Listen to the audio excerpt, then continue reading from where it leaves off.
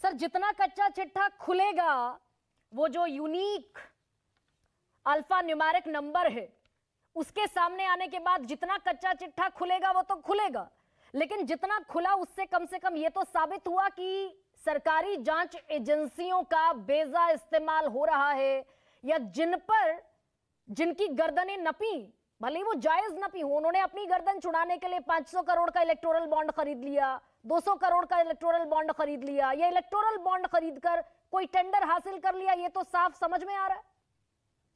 मैं तो बल्कि ये भी कहूंगा कि बिना ईडी के छापे के भी काफी कुछ चीजें साबित हो रही हैं। अगर 21 करोड़ प्रॉफिट दिखाने वाली कंपनी 310 करोड़ का चंदा देती है तो इससे क्या एस्टैब्लिश होता है? गरिमा जी, मैं एक बात बड़े बड़े गंभीरता से कह रहा हूं, ये जो जानकारी आई है ये हमारे प्रजातंत्र के बुनियादी ढांचे पे बहुत ही बड़ा आघात है।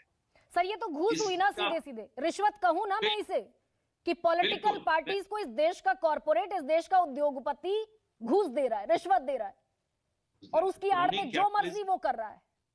जी हाँ, क्रोनी कैपिटलिज्म से लेके रैंसम, एक्सटॉर्शन, इसमें सारी बातें आ रही हैं।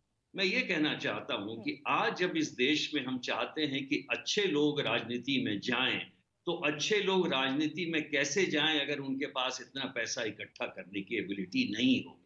और दूसरी बात मैं ये कहना चाहता हूं, जो एडीआर हमारे जनरल अनिल वर्मा साहब हैं, जो इस विषय पे काफी कुछ जानकारी है, कि आज ये आवश्यकता है कि हमारे जो कैंपेन्स हो रहे हैं वो इस तरह हो कि ताकि उसमें पैसा कम खर्च हो।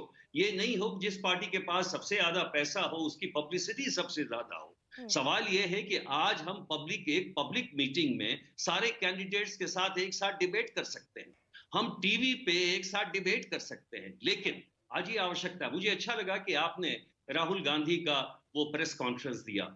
मैं आशा करता हूं राहुल गांधी से, सप्पल साहब यहां बैठे हैं, कि वो जो भी 1000 करोड़ या जो भी मिले हैं वो उसे ओपन कर दें और बता दें कि हमें इस पार्टी से चंदा मिला है। लेट दी कहते हैं पीपल से जो उनको कहना है, ताकि अन्य पार्टी भी बाध्य हो जाए कि वो ये जानकारी उनको सामने लानी पड़े। और ये आवश्यक है कि इसमें इंक्वायरी हो, ये आवश्यक है कि लोग और सारी पार्टियां सोचें।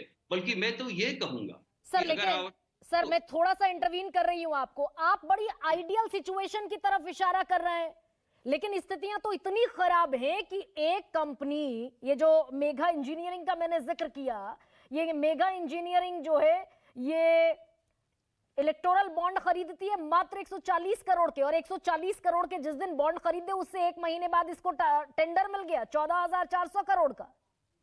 बिल्कुल, तो हम तो बड़ी आइडियल सिचुएशन की कल्पना कर रहे हैं, जो कि इट्स फार फार अहेड। देखिए गरिमा जी, मैं तो डे ड्रीमर हूं, मैं तो बराबर एक आइडियल सिचुएशन की परिकल्पना जरूर करूंगा, और मैं ये समझता हूं 50 साल में, 75 साल में वो सिचुएशन जरूर आएगा।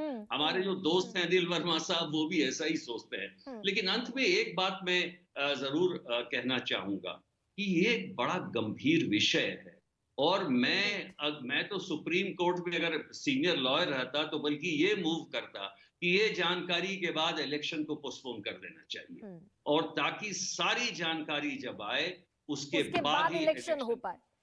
रिवॉल्यूशनरी हो जाएगा सर। अनिल